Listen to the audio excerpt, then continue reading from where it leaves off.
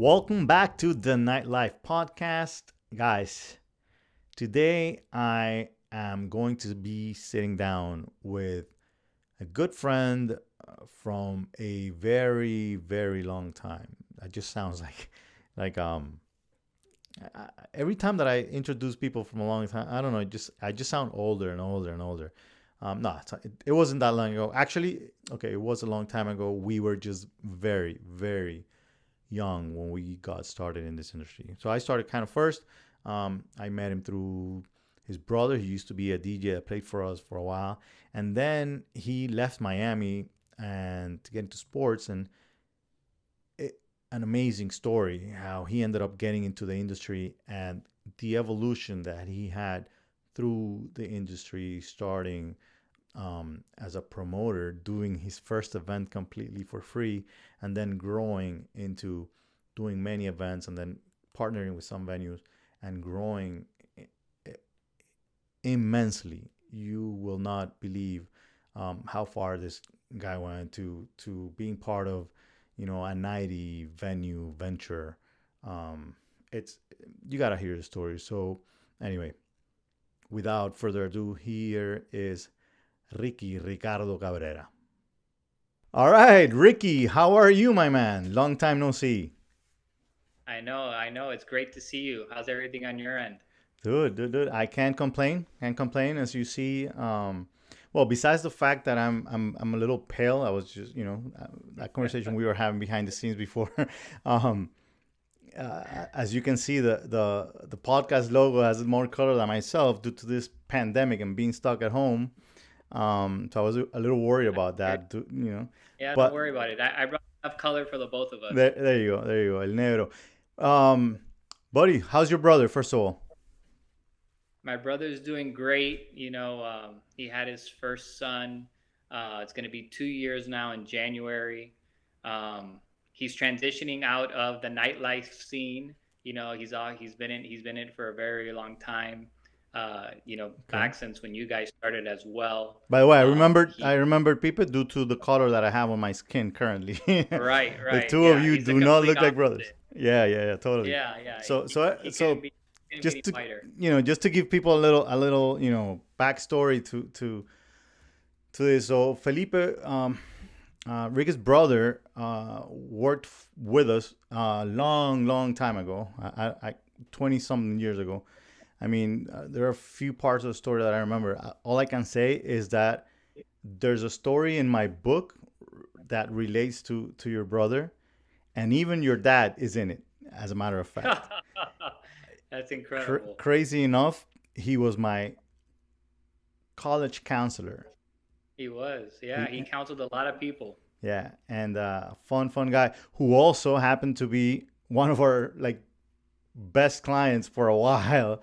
Him and your Uh-huh. uncle. Yep, yep, um. yep. So It yeah, runs so in the family. So uh, back then, when this was going on, when Felipe was a DJ, but by the way, Felipe, grew in the industry a lot. I know he's toured around the world. He's been with Nikki Beach with great brands for a long time. We had a great time together. He was always the guy that he was probably one of the first ones to stick to the house music, even though we were a Latin party, in Miami, known for our Latin clientele. But he always talked to that belief, and a lot of the guys, came from him. I actually interviewed Mark M, So on yeah, the show, who's also been I producing. yeah, I actually, caught up with Mark on Instagram the other day because, he's kind of famous in Miami, right? He has a good amount of followers. Oh yeah. But it's funny, I can go back and remember in the studio we built in the garage and a limelight of DJs that my brother taught how to DJ from Hmm. scratch, who ended up being residents at Club Space, who ended Right. up playing in Ultra and different, Tomorrowland and a lot of different tours. So, Yeah. my brother was just somebody who loved producing, loved teaching, and actually he was pretty shy. He never really liked to perform that much, but he Right. was a great DJ. He still is. Yeah, I don't remember people ever being, outside of the DJ booth. Always like just stuck in that little space. He was not that big personality or whatever. Great Yeah, he guy though. loved the music. He just loved the music.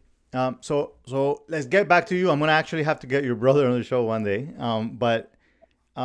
So back in those days, a few years ago, I think if we say how old you were, I might get in trouble. But Right. let's say it was a long time ago. And so so when I knew you, it was you were there was no interest from you from what I saw in the industry at all. I mean, I don't recall much of it back then at the beginning when more of us as a client, maybe a little into promoting maybe at some point after. I'm trying to figure out how did Yeah. you end up really getting into the industry? So, back then, I mean, even if you can remember, I was very much big into sports, football. I Right. wasn't a big drinker, Hmm. but I did come from a family line of, music, dancing, and loving that environment. I can remember since I was a kid, my family loved to entertain and host people at our house.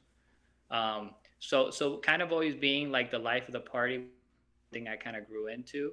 But my passion was always sports, and I was able to play Division I football in college, and that was my main focus. Like I said, I really didn't drink. I was very disciplined, and um, and that's kind of what my focus was. It was just a platform that I had the opportunity to enjoy it with my dad, like you said, with my Yeah. uncle, with my brothers, and it was just family time for me. For other people, it was a way to escape their reality, and for me, I was kind of living in it.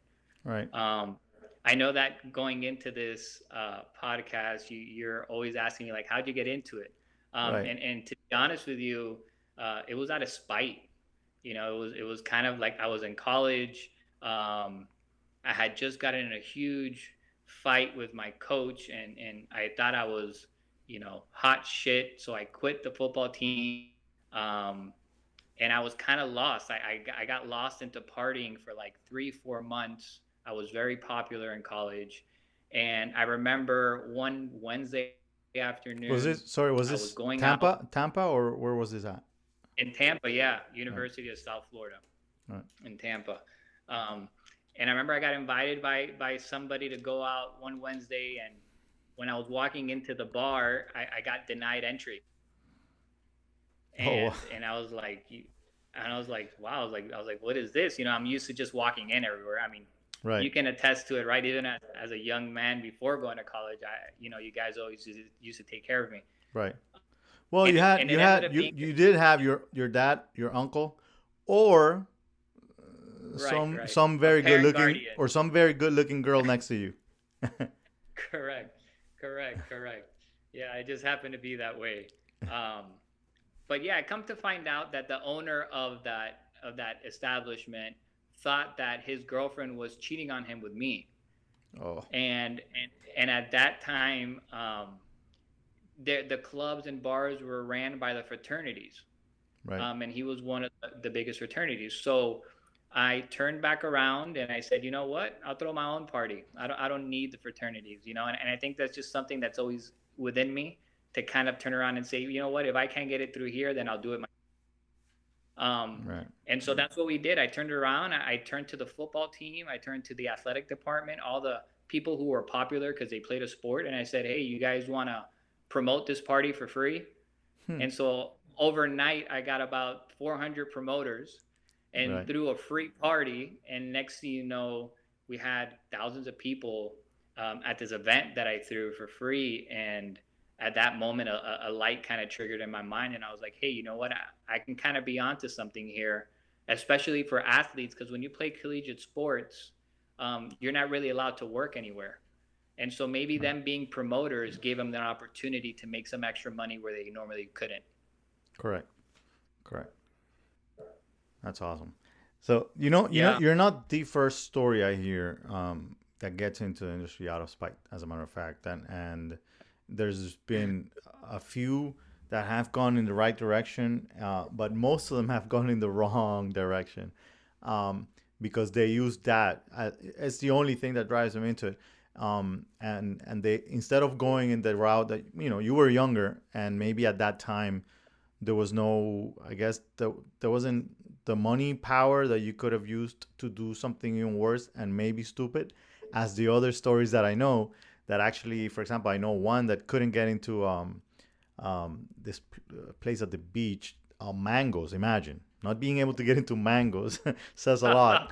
And the guy put in $9 million into a venue here in Miami. So Wow. yeah, crazy. Long story short, he lost all of that money, or most of it at least. Um, so Yeah, so and I to kind of piggy off of that, I do appreciate the fact that I don't come from a silver spoon. I do appreciate the fact that everything that I've done has never been a financial decision. It's always been based off of understanding that hard work is always going to be your number one source of making anything happen, right? right, And so having that balance from sports and understanding like, hey, you don't pay your way into it. You got to earn your way into whatever you do. It doesn't matter if it's this industry or any type of career right, or goals you have ahead. Was something that definitely set the bar for me after that house party. Because after that house party, which was really in a mansion, um, I brought a few of us together that were in the sports and athletics, and I said, I want to rent out a venue, a night, and start doing these events next to where the fraternities did the parties. right, So for example, imagine having Madhouse or Yahe, and right right, next to it, I rent out Rusty Pelican to right. do like to just compete. But Correct. understanding that, I knew that I needed money to rent out the venue, and But so hey, by some the of the way, vision. it happened to us. I mean, there was a place next to us called El Grill, and their flyers would say the entrance after Yahe or Madhouse or something. Oh yeah, that's right, that's right, that's right. I do remember that. Further down, no, Yeah, further down. yeah, yeah. Just keep going further. Yeah, Yeah, it's yeah, no, crazy. I do remember that. No, it is. It's insane. Ricky, let me So, ask you so a yeah. quick question. So after that, when you start doing this, so do these become weekly events or more long, a So few a at year?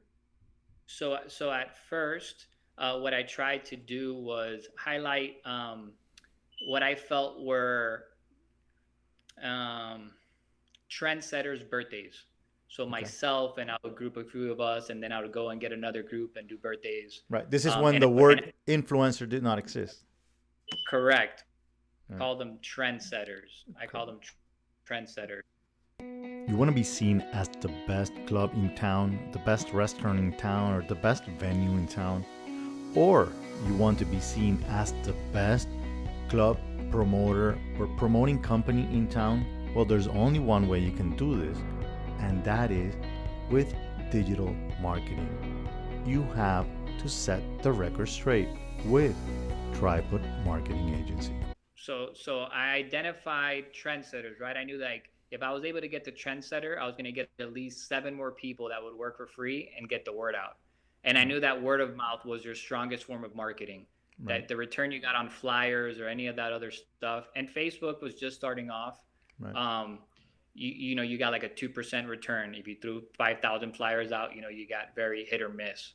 right, So trendsetters was kind of where I was going towards, because that would help me guarantee a certain number of attendance, especially if I knew that they were, invested into the event because they were hosting their birthday party and they didn't want to look bad.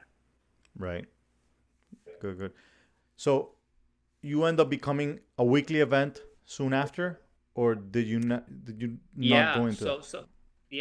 So what kind of happened was I start building a pretty good following, and then um, the recession hit, and all of this stuff was, I would say it was kind of divine justice or luck. The recession hits, and I start getting a lot of venues that are about to close down. Right, A lot of nightclubs that are about to go down. And so what I start doing was that I approach them and I say, hey, you know, lend me your place. I'll help you revive it. right, Right. I get 100% of the door. How much money do you need to make from the right, bar for you to feel complete? And then we'll negotiate from there. And so they would tell me, hey, I need to make 80 grand, 100 grand, 200 right, grand a month. And so I would say, hey, anything over 200 grand is mine. And 100% of the door is mine. And then I'm going to teach you how to hire the right trendsetters, so the right bottle girls, the right bartenders, the right security, the right DJs, because everybody really at the end of the day represents what you want to do, and they also become a piece of the night. So they Right. bring the crowd that you want to bring. At this time, you're still Um, going to school, correct? at this time, I'm done playing football. I'm done playing football, and I'm taking like two classes a semester. I think I had like a year left to graduate, and I decided to really gear down on the school and focus on developing this a little bit, because I was getting a lot of clients, a lot Got of it. nightclubs that were interested in turning their Right. establishment around. By the way, I do want to make a parenthesis there to everybody that's listening, because I know there's a lot of people out there due to this crisis and this pandemic currently. This is different from what happened in 2007, 2008 here in the U.S. This is global, yes, but it is still a crisis. And that kind of problem that he's talking about right now is a problem that will happen again. A lot of venues are suffering, even though a lot of them are going to close completely their doors. Yes, they're going to give up. They're going to, you know, throw away whatever they have in there or take whatever they have and wait to open a new one later on. Um, if they're smart, they negotiate with with the landlords or whatever, and they stay because they should not be closing, honestly. But let's just say there will be opportunities for anybody who wants to open something new or whatever. But also, there's going to be a lot of opportunities for promoters out there to negotiate better deals than what you used to be negotiating before. They're going to try to do this without you at first. They're going to realize that they can't because they don't have the people, they don't have the crowd. You have the clients and they have the venue, they have the service, the liquor, whatever it is, the product that you want to sell. But in the end, without you in the equation, it's very hard that any venue is going to end up making it. So keep that in mind. It's not the end. It's just it's reboot, and as a matter of fact, the playing field has been leveled. Right now, anybody that comes up with the best ideas, the best kind of deals, the best opportunities, it's a time to look at them as partners and figure out a way that you said something very important. They have to be happy with it. As a matter of fact, that's what's more important. You want Yeah. those clients. See that Ricky said clients. The client is not that customer that comes through the door. Your client is the club in the end, Yeah, you right? gotta, yeah, and you said a lot of positive things there, right? Like, Hmm. um, I'm in the industry now, but in a different aspect of it that we can talk a little bit later. But Hmm. my transition into the industry. But right now, it's a perfect opportunity, right? Where people think everything's going wrong, and there's no opportunity. This is a perfect time. And I'll just give you an idea, right? If a venue used to be a nightclub or a bar, it's full service, and they go out of business, most probably they might lose that license as well, that liquor license, and it stays with the landlord. So you can go in there and you can start a completely new concept with all the licensing and permitting and the web zoning you need to ignite something for a fraction of the cost. If the location is still owned, and the concept is owned by the same person, well, you also have the opportunity to reinvent a few things, right? And go in there and become a partner. So not only are you learning one part, there's one part to learning how to be a promoter and gathering people, which is the hardest thing to do. If you get a following and you got people coming, you have the leverage in any negotiation. I Right. don't care what they say. Hmm. The other aspect is knowing how to operate a venue. That's a whole different animal. So Right. those are two different opportunities for you to learn. If you're a great trendsetter, you got people that follow you, use this opportunity to partner up with that owner of that venue Right. and learn how to operate, so you can really maximize your revenue by lowering costs and boosting up margins and And by the creating way, guys, partnerships that bring th- those two things you mentioned there is exactly what I teach as to when to go from promoter to venue owner. I have two routes of going, which is a managing partner or a marketing partner. It goes in those directions. It's using either power to your advantage to be able to become a partner. I mean, the way that I did it as to not investing my own money at the beginning. So but that's another story there. But definitely agree. As a matter of fact, I was just invited to have a talk, um, to a conference in Moscow, and they want me to talk specifically about the opportunities there are, and how there are new opportunities currently in this industry, and how so many people think the opposite, you know. So I'm glad that somebody that's in it understands what I'm talking about.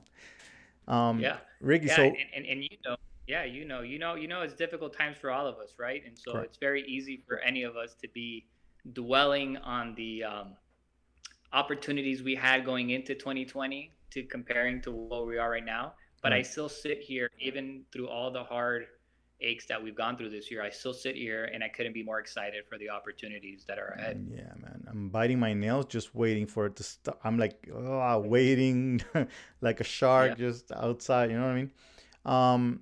So anyway, back to your story. um, so you mentioned a little bit that you are in a completely different part of the industry now. Let's not jump to that, but try to go a little.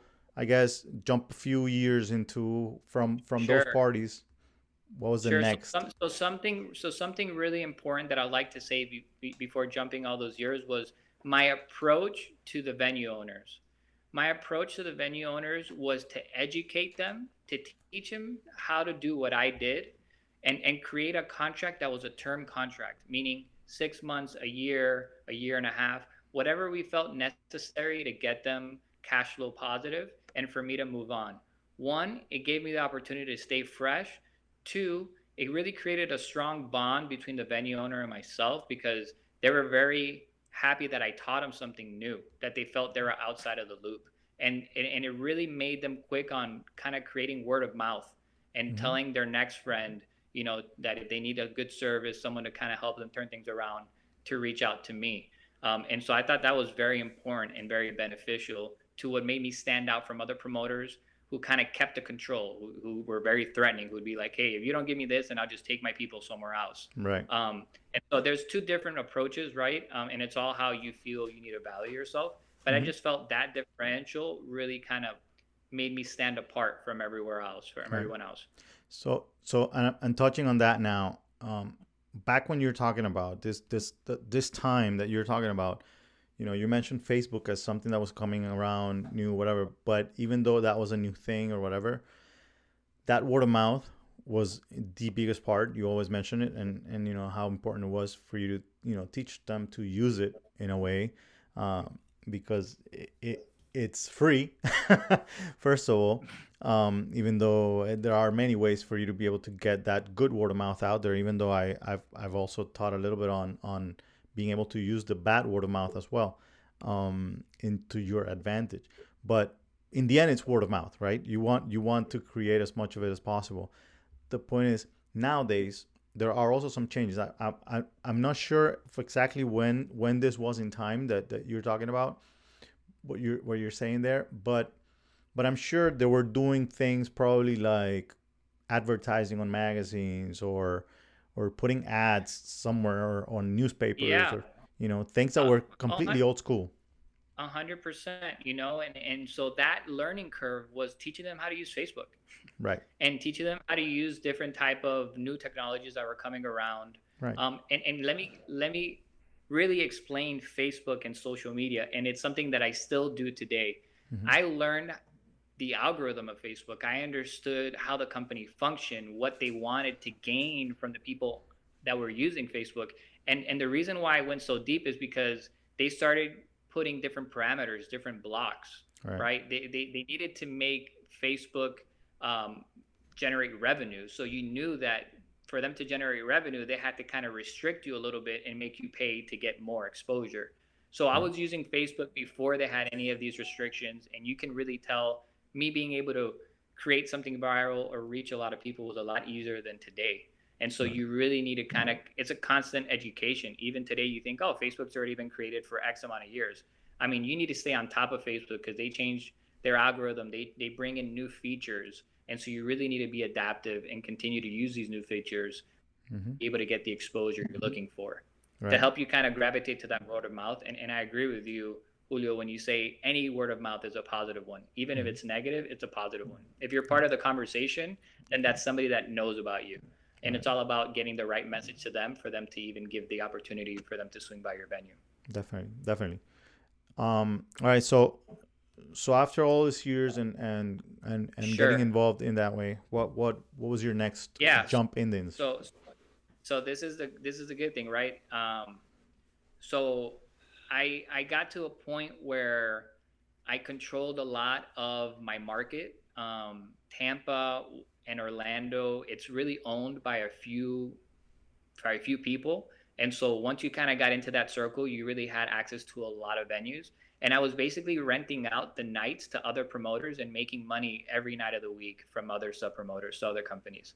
Um, and it became such a monopoly that that industry, for some reason, it has a lot of mob ties. Not because it actually has mob ties, but people think they're mobsters. Right, right, right. Um, and so, a long story short, I got assaulted at one of Hmm. I got assaulted by five individuals who wanted to send a message out to me, um, hit across the head, broken skull, the whole nine. And it took me like 7 months to walk again, recover myself. And through that time, I sold my promotion company and I started to reevaluate what my next steps were. I knew I couldn't be a promoter my whole life. I knew I had to transition somehow, but the money was so good, I didn't really know how to transition. And so that assault, I thank God for that assault because it made me really stop, take a step back, look at the situation I was in, and then redirect myself to where I needed to go. And in all honesty, at that moment of my life, I was 27 years old. It was I don't know, 2010, I believe, and I didn't like the person I had become. I was very egotistical. I had a huge ego. I felt like I was untouchable. I hired half of the police force at all my venues, so I feel like the cops couldn't touch me. So by the way, And so guys, that that really, remember that is the old club promoter description in the dictionary, the one that we are trying to change. All right. yeah, yeah. I had 80 different promoters or promotion companies under me. I was making a ridiculous amount of money in cash, and Hmm. when that assault happened, um, both legal parties came into play, and I soon realized that I couldn't go to court to defend myself because I really wasn't running a legitimate company. I didn't have the taxes in place. I didn't have a lot of the structure in place, and so it was time for me to really learn what it took to run a real company and make a strong name for myself because promoter wasn't something I could put on a resume. Right. So yeah, What? so I made that transition, and what I did was I looked at all the clients I had and I felt what were the best concepts that had legs for me to create a cookie cutter franchise concept and develop it across different markets. So you used some of the basically the relationships that you built to be able to get to that next level. 100%. I definitely didn't want to start from zero. I felt that I had to transition within some of the relationships I had built.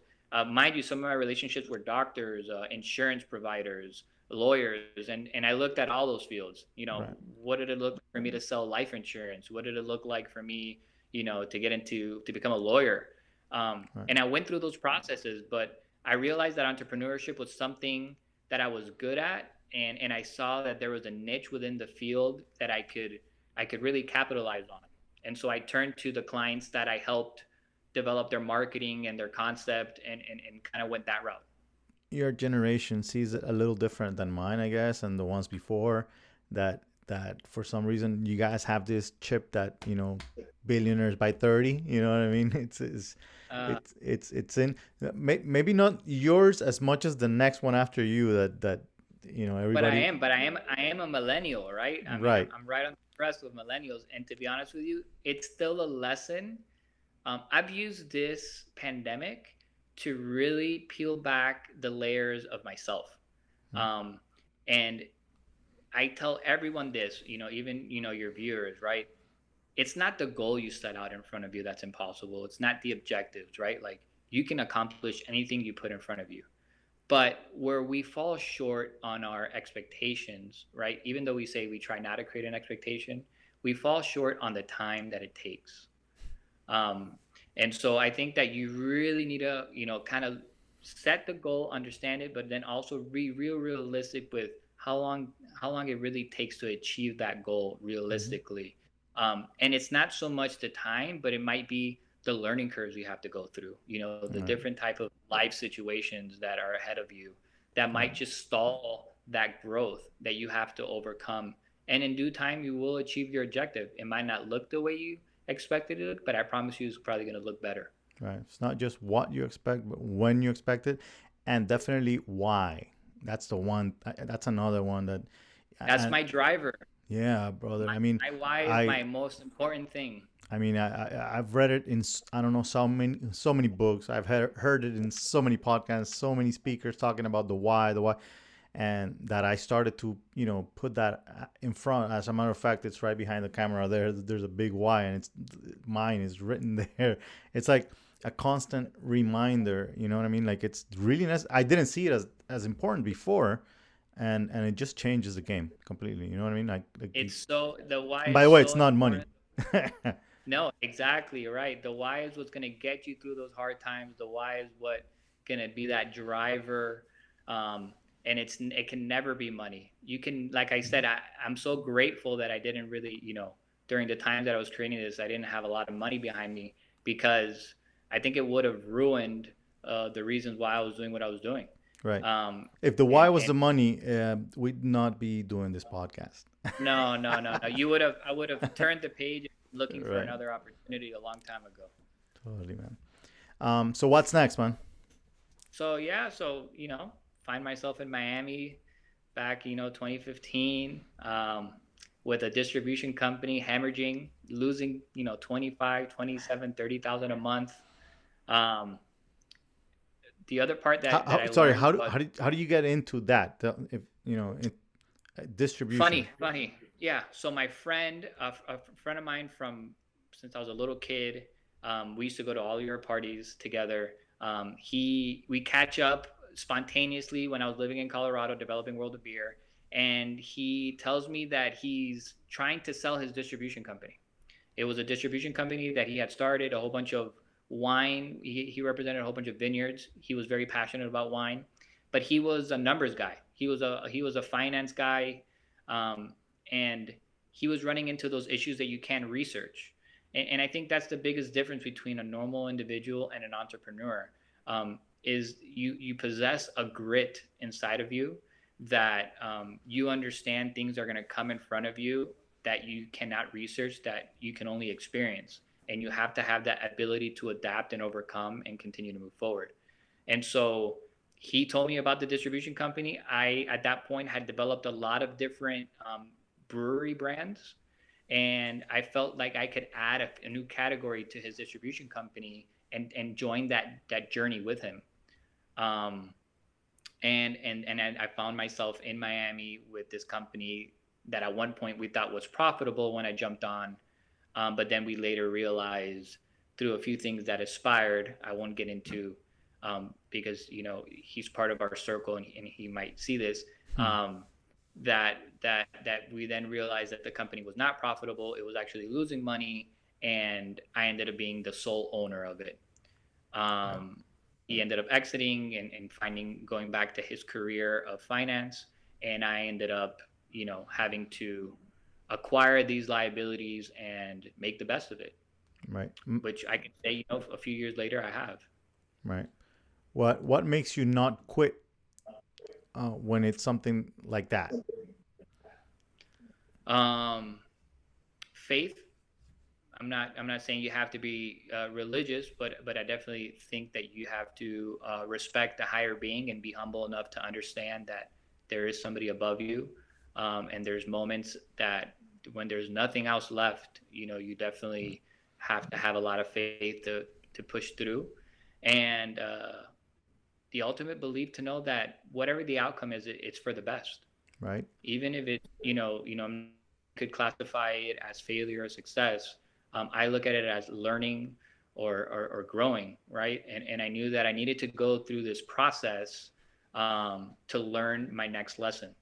and, Right. and and throughout that process, I needed to accept everything that was coming towards me, um, digest it, and try my best to make the best of the situation ahead of me. And wherever I ended up at the end game, it was what was meant to be. Right. The Just harder the I fall, think the it's just higher the bounce, as a matter of fact, too. So, you know, I yeah. I've never been a quitter. I don't know. I just if I put my mind to something, I just work through it. right. I mean, it's worked out so far. You know, there are some cases where there's been some things that have happened, and I think it's happened to everybody. I mean, everybody, my students always tell me like that the things they appreciate the most to learn from me have been my mistakes, or you know, that at some point in time I actually didn't think they were my mistakes. I used to blame somebody else for them. You know, whenever something happened, there was always somebody else's fault. And then I realized, you know what, I made the choice. I should have seen the things I didn't see. If I did not sign a contract at some point in time, or if I signed a contract that I did not read that small, you know, Yeah. it came with age, as you mentioned also, you know, I don't know if you know this part, but for example, when we end up losing Yahe, when, you know, our last night at Yahe, it was actually, it was a Friday. So we got a call at 8 in the morning from El Gato, the GM. And he goes, tío, vente de una vez para acá. Está la policía aquí. I'm like, all right, I'm coming right over. 8 in the morning, I'm like, I don't know what the hell's going on. You know, we just closed the Friday night at 5 a.m. And it's 8 in the morning on Saturday. Cleaning crew supposed to be there. And it was just basically police were closing the venue or whatever. And it was just, I had a lease of that venue, but my lease was with the original lessees, you know, with Eamon and Yeah. all the guys, you know, the whole group, the French guys, and everybody. And they had a lease with Yeah. the marina, right? Oh, the marina. The marina owned the lease to this with the city. So imagine this. It's a lease of a lease of a lease of a lease. So Yeah. of course, look at this. This is, you know, back in those days, we're talking about somebody had a lease that was paying probably like $10,000 for, and then somebody had a $15,000 lease, and then somebody had a $20,000 lease, and then we had the most expensive lease. Plus, we were paying on top to everybody so that they would earn something, so that we could keep the business from them, because we took it all, you know, from them. Anyway, the point is, we did not see the fact that their lease had a clause that said no subleasing. Um, so it was just the marina decided one day, you know what, we don't want any more problems. Meaning we don't want any more nightlife. We just want a restaurant, and we just want to close. And they decided to do it just like that, and you know, And so many memories went down the drain. oh my god, memories when it comes. And you know what, the weirdest part is, because there's a lot of memories, definitely. I mean, I that place was my second home. It was 14 years that we were there, imagine. So, but more than that, and by the way, we had just remodeled the offices and upstairs and everything. We had even built a loft upstairs for us to stay, because we didn't want to be driving home, etc. At that time.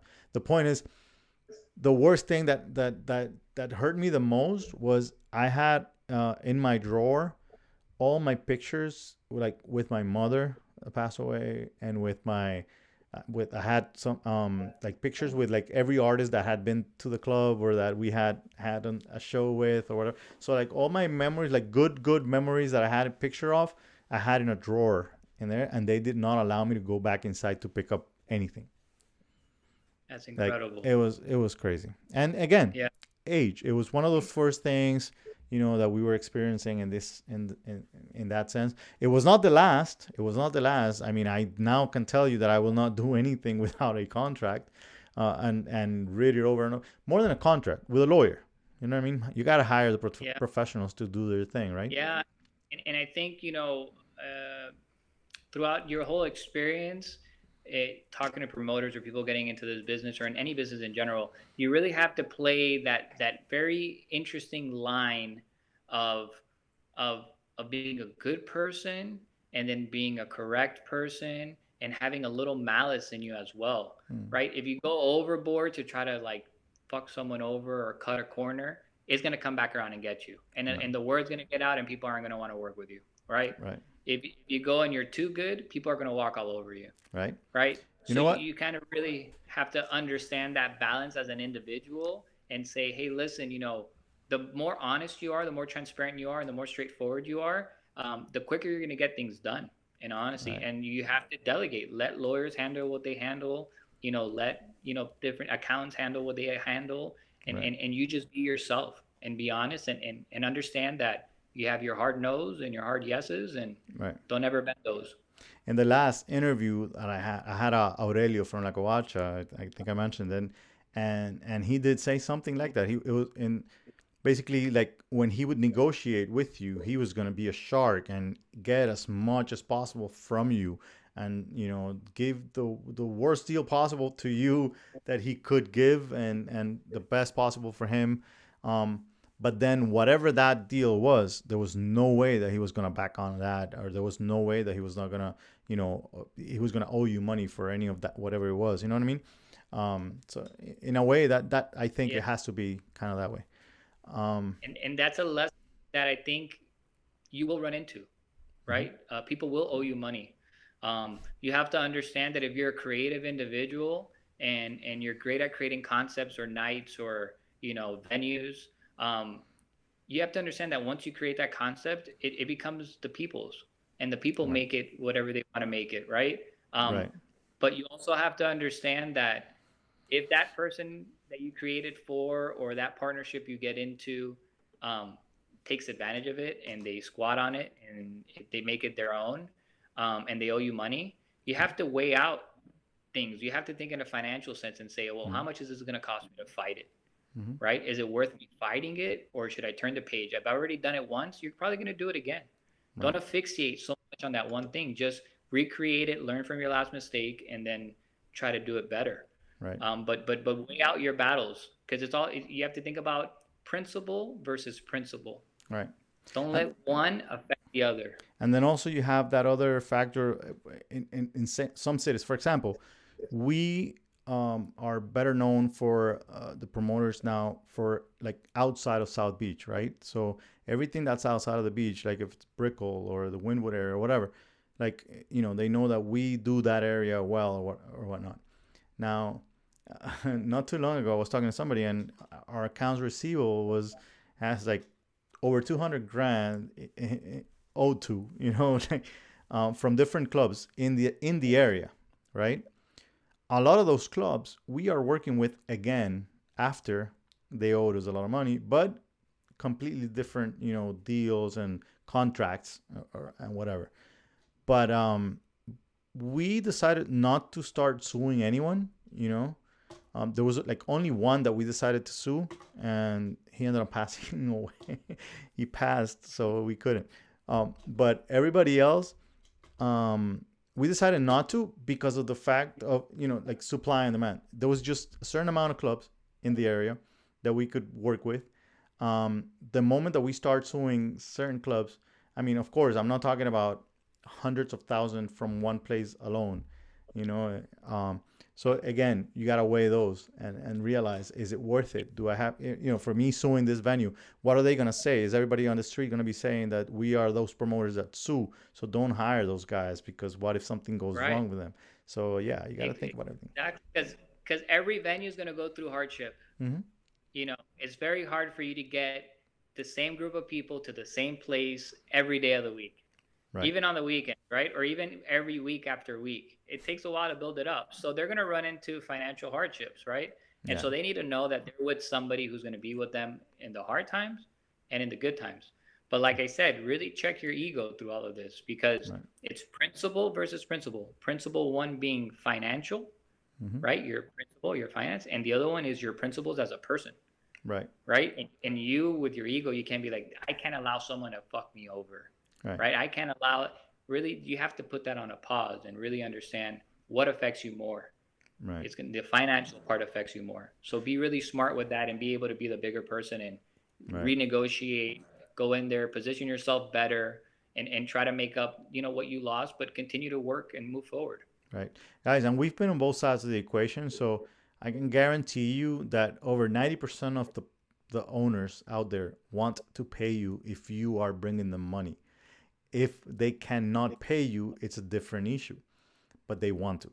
And I'm Yeah. going to give you a quick example. You may have an amazing Saturday night at a club, and you're doing $50,000 sales at that one Saturday night. But then that same club has a $20,000 Friday and a $10,000 Thursday and no other nights, and loses money in the end because they have an overhead that they cannot afford. And your $50,000 night that is supposed to be, leaving you with a profit, ends up being consumed by that venue not being able to produce on the other nights, and that's how you end up falling behind and having those issues. So 100%. so maybe also, if you're worried about something like that, look for venues that have other good promoters in other nights, or may have nights that are doing well, or I recommend you look for places that have a great Friday and Saturday, and then you go from there doing the other nights. Yeah. Yeah, I Like, agree. I agree. I mean, there's some people that you don't know what they negotiated on their lease. mhm, And it's literally impossible for them to pay that lease. And then right, it's like a lease plus a percentage of sales, or whatever type of negotiations they made, and you fall accountable to that. And you know that the owner is always upside down. But that's right, how I started, right? I look to do a Tuesday night, a Wednesday night, a Monday night, at places that I already knew had a strong recall name. A lot of people were already going, and they were bored on a Monday night, and they wouldn't mind going back there. Start with an industry night. Start with the movers and shakers, and really make your way from there. But always be honest, and always right, do the right thing, no matter what part of the stage of the industry you're in. right. And by the way, all big companies end up having a good off night at some point in time. You know what I mean? A hundred It percent. doesn't it doesn't have to be based on your Saturday night always. Um, Ricky, man, it's been almost an hour, and wow, time goes by really fast when you're having a good talk, man. Um, so now I get your story. Now I understand a little more, and I'm glad I didn't ask all of these questions before, because I think people, are gonna get a lot of content, a lot of good information and value from our Yeah. conversation today. No, I, Um, I appreciated the time. I really do. Um, all of this has opened the door for me to put myself in the position I'm today, right? And so a quick recap of where I am today. I own a distribution company, but I also manufacture my own brands. So my own liquor brands, beer brands, wines. So I understand the process of manufacturing a product all the mhm, way to how much it actually costs to the venue and to the consumer. right. And so what I did was just really dissect the industry and see where there was room to make more money and more opportunity, and that's where I find myself today, and behind the scenes, getting the products that are needed uh, to the venues for them to maximize their margins and create a great experience for the consumers. Definitely. So we're gonna have to be talking off cameras about my own aguardiente at some point. Perfect. That would be so easy. Definitely. Ricky, is there any last things you want to say to the viewers? Any last comment before you go? I mean, it's all been great, honestly. So No, you man. want I to leave it mean, at that? yeah, to be honest with you, listen to your intuition. It never lies. Be able to identify fear, and uncomfortableness and danger very quickly, and follow your intuition. It's always going to lead you the right way. And no matter what hardship you go through, look at it as a learning experience. Uh, don't avoid it. Reflect on it and grow from it, and you're going to be fine. Agree 100%. Guys, where can they find you, or your company or anything? Is there anything? Yeah, so my company is called Craft Dummy Distributors. You can get that, online, or also on the website, www.craftdummy.com. Or, my personal Instagram handle is Son of Miami. That's a long story behind that handle, but you can find me there. Always open, for any questions, any ideas. I give it out for free. I never really asked to participate in any of that. Any way I could help, I'm always available. All right, guys. Go follow him, and remember to follow me on Instagram at the Nightlife Entrepreneur. You can find all the episodes at nightlifepodcast.com. And remember to get the book, The Nightlife Entrepreneur, on Amazon, and visit nightlife.university. See you guys next week.